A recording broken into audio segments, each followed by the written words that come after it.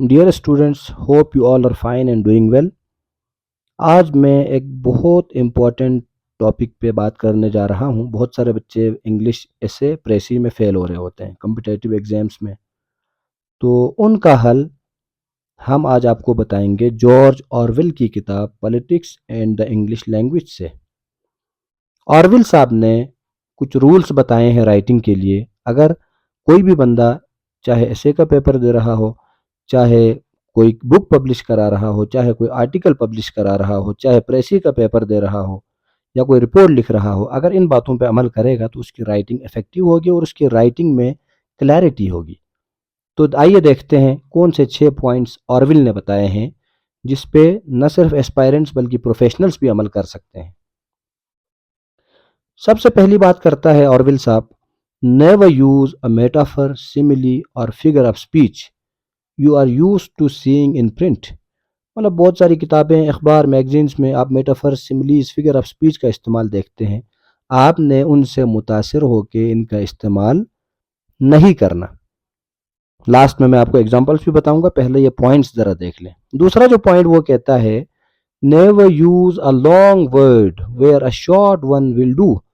लंबा लफ्ज इस्तेमाल करने की ज़रूरत नहीं है जहां पे छोटा सा एक वर्ड काम कर रहा हो। मिसाल के तौर पे एंडेवर, ट्राई की जगह में लोग यूज़ कर रहे होते हैं, तो ऑरविल साहब कहता है छोटा वर्ड यूज़ करें, क्लैरिटी को कंप्रोमाइज नहीं करना। तीसरा पॉइंट ये कहता है, if it is possible to cut a word out always cut it out. वो कहता है जब भी आप प्रेसी कर रहे हो या कोई भी राइटिंग कर रहे हो तो आप बहुत डिटेल में भी कोई बात पहुंचा सकते हो। जैसे यहाँ पे एग्जांपल दिया हुआ है, the reason why is because he was late. तो इसको आप सिंपली कट कर सकते हैं, बहुत सारे वर्ड्स को आप सिंपली कह सकते हैं ही वॉज लेट। फिर वो कहता है अगले पॉइंट में, never use the passive voice where you can use the active. अब आप जब पैसिव यूज करेंगे तो आपको ज़्यादा अल्फाज की नौबत आएगी। जैसे एक सिंपल एग्जांपल देते हैं, शी कुक्स बिरयानी। अब आप इसकी जगह में कहें बिरयानी इज़ कुक्ड बाय हर, तो आप देख लें पैसिव में वर्ड्स ज़्यादा जा रहे हैं। ख़ास तौर पे प्रेसी के लिए ये रूल्स आपके लिए काम करेंगे। पांचवा पॉइंट है, never use a foreign phrase, a scientific word और jargon if you can think of an everyday English equivalent. मतलब आपने क्या करना है, फॉरेन फ्रेजेस, साइंटिफिक वर्ड्स या जॉर्गन्स यूज नहीं करने अगर आपको उसका इक्विवेलेंट वर्ड, आम कोई वर्ड मिल रहा हो। मिसाल के तौर पे बहुत सारे लोग यूज कर रहे होते हैं साइकोलॉजिकल, तो ये एक जार्गन है, आप सिंपल कहें मेंटल, तो ये आपने अवॉइड करना है। छठा पॉइंट है, break any of these rules sooner than say anything barbarous. अब ऑरविल साहब एक बहुत ही प्यारी बात कर रहे होते हैं। वो कहता है क्लैरिटी की खातिर आपको जो ऊपर 5 रूल बताए गए हैं इनमें से आप किसी के भी खिलाफ जा सकते हैं। मतलब उसमें ये कहना चाह रहा है, the first 5 rules are meant to guide you toward clarity and simplicity, but writing is not mechanical. Sometimes strictly following the rules could make your sentence clumsy, awkward, or even misleading.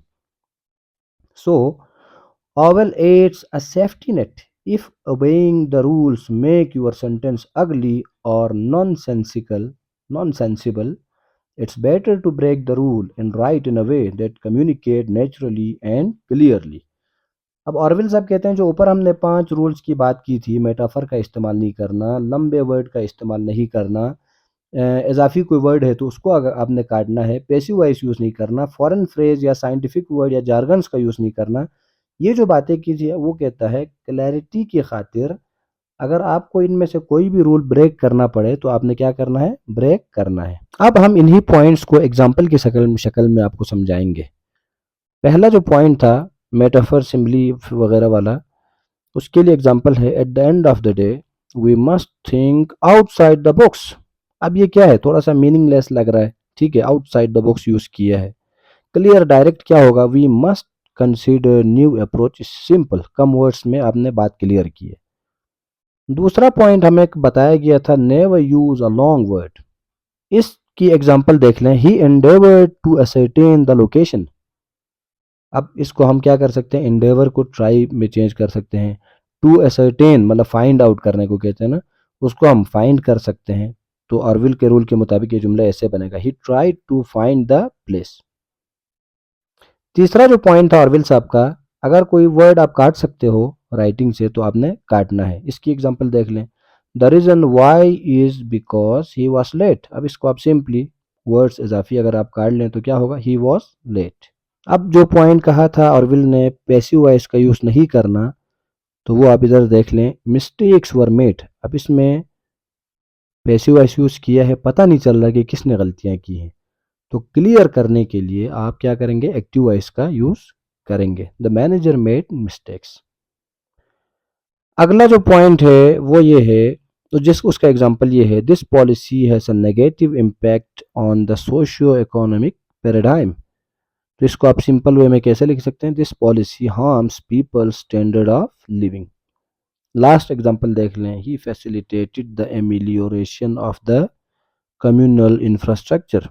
इसको आप simple कैसे कर सकते हैं, he improve the towns infrastructure. तो उम्मीद करते हैं आपने कुछ नया सीखा होगा और अपनी राइटिंग में इसको आप अप्लाई करेंगे। Thank you.